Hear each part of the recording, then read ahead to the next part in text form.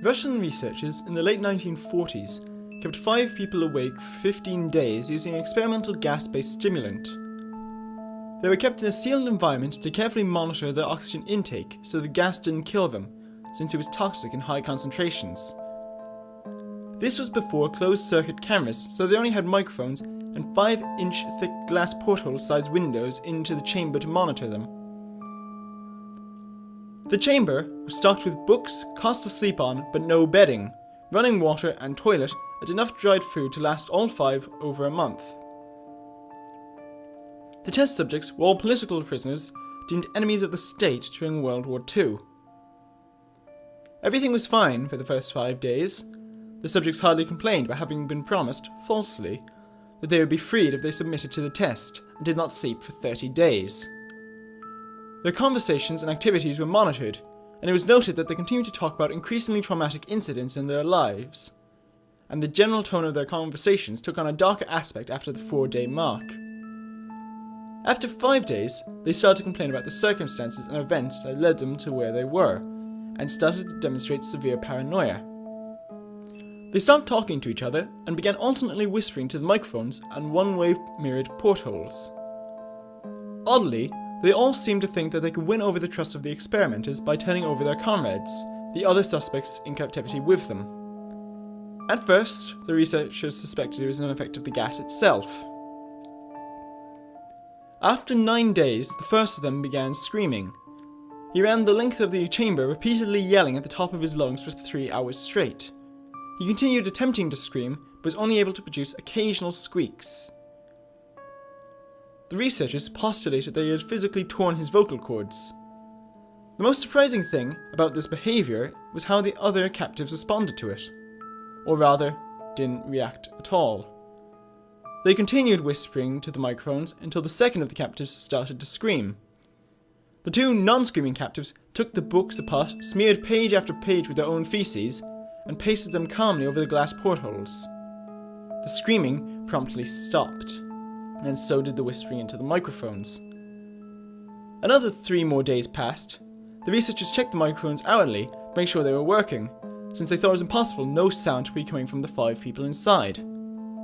The oxygen consumption inside the chamber indicated that all 5 must still be alive. In fact, it was the amount of oxygen 5 people consume at a very heavy level of strenuous exercise. On the morning of the 14th day, the researchers did something they said they would not do to get a reaction from the captives. They used the intercom inside the chamber, hoping to provoke any response from the captives they were afraid were either dead or vegetables. They announced, "We're opening the door to test the microphones. Step away from the door and lie flat on the floor or you will be shot. Compliance will earn one of you your immediate freedom." To their surprise, they heard a single phrase in a calm voice respond, "We no longer want to be freed." Debate broke out among the researchers and the military forces funding the research. Unable to provoke any more responses using the intercom, it was finally decided to open the chamber at midnight on the 15th day. The chamber was flushed with the stimulant gas and filled with fresh air, and immediately voices from the microphones began to object. 3 voices began begging, as if pleading for the life of a loved one, to turn the gas back on. The chamber was opened, and soldiers sent in to retrieve the test subjects. They began to scream louder than ever, and so did the soldiers when they saw what was inside. 4 of the 5 subjects were still alive, although no one could rightly call the state any of them were in life. The food rations past day 5 had not been so much as touched. There were chunks of meat from the dead test subjects' thighs and chest stuffed into the drains in the centre of the chamber, blocking the drain and allowing 4 inches of water to accumulate on the bottom of the floor. Precisely how much of the water on the floor is actually blood was never determined. All 4 surviving test subjects also had large portions of muscle and skin torn away from their bodies. The destruction of flesh and exposed bone on their fingertips indicated that the wounds were inflicted by hand, not with teeth as the researchers initially thought. Closer examination on the positions and angles of the wounds indicated that most of them, if not all, were self-inflicted. The abdominal organs below the ribcage of all 4 test subjects had been removed, while the heart, lungs and diaphragm remained in place. The skin and most of the muscle attached to the rib had been ripped off, exposing the lungs through the ribcage. All the blood vessels' organs remained intact. They had been taken out and laid on the floor, fanning out around the eviscerated but still living bodies of the subjects. The digestive tract of all four could be seen to be working, digesting food. It quickly became apparent that what they were digesting was their own flesh that they had ripped off and eaten over the course of days. Most of the soldiers were Russian special operatives at the facility, but still many refused to return to the chamber to remove the test subjects. They continued to scream, to be left in the chamber, and alternately begged and demanded that the gas be turned back on, lest they fall asleep. To everyone's surprise, the test subjects put up a fierce fight in the process of being removed from the chamber. One of the Russian soldiers died from having his throat ripped out, another was gravely injured after having his testicles ripped off and an artery in his leg severed by one of the subject's teeth. Another 5 of the soldiers lost their lives, if you count the ones that committed suicide in the weeks following the incident. In the struggle, one of the 4 living test subjects had his spleen ruptured and bled out almost immediately. The medical researchers attempted to sedate him, but this was proven to be impossible. He was injected with more than 10 times the human dose of morphine derivative and still fought like a cornered animal, breaking the ribs and arms of one doctor. When his heart was seen to beat for a full 2 minutes after he had bled out to the point where there was more air in his vascular system than blood. Even after it stopped, he continued to scream and flail for another 3 minutes, continuing to attack anyone within reach, and repeating the word "more" over and over, weaker and weaker, until he finally fell silent. The surviving 3 test subjects were heavily restrained and moved to a medical facility, the 2 with intact vocal cords continuously begging for the gas, demanding to be kept awake. The most injured of the 3 was taken into the only surgical operating room that the facility had. In the process of preparing the subject to have his organs placed back within his body, it was found that he was effectively immune to the sedative that they had given him to prepare him for surgery. He fought furiously against his restraints when the anesthetic gas was brought out to put him under. He managed to tear most of his way through a 4-inch wide leather strap on one of his wrists, even though the weight of a 200-pound soldier holding that wrist as well.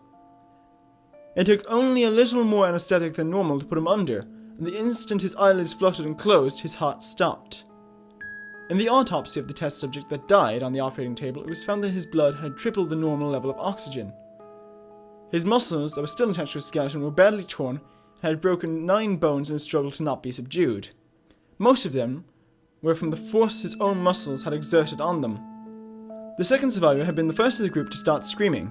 His vocal cords were destroyed and he was unable to beg or object to surgery.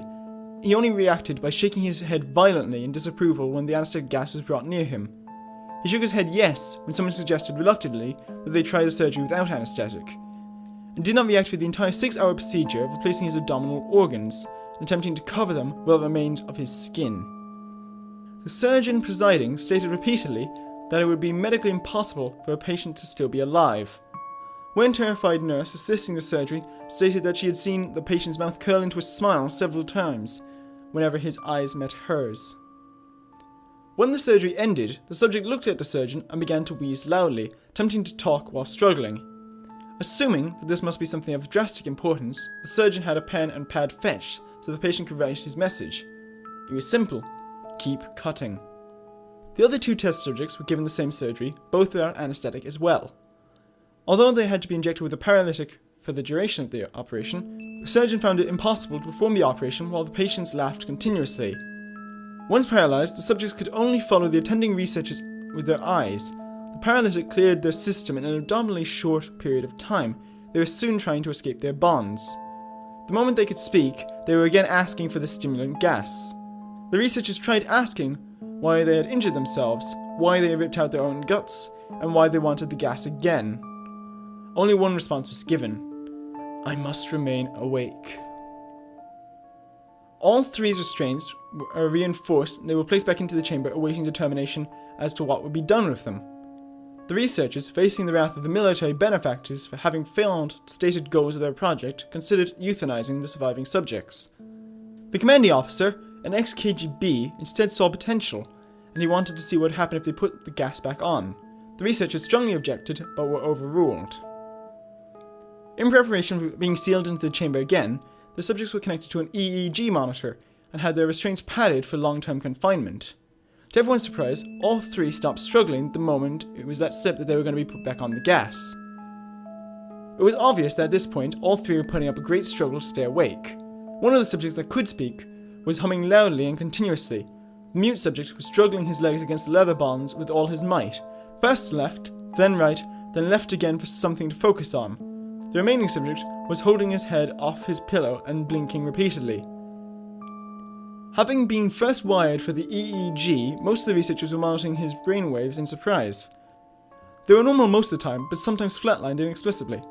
It looked as though they were repeatedly suffering brain death before returning to normal. As they focused on the paper scrolling out of the brainwave monitor, only one nurse saw his eyes slip shut at the moment his head hit the pillow. His brainwaves immediately changed to that of deep sleep, then flatlined for the last time his heart spontaneously stopped. The only remaining subject that could speak started screaming to be sealed in now. His brainwaves showed at the same flat lines as the one who died from falling asleep. The commander gave the order to seal the chamber with both subjects inside, as well as 3 researchers. One of the named 3 immediately drew his gun and shot the commander point blank between the eyes, then turned the gun on the mute subject and blew his brains out as well.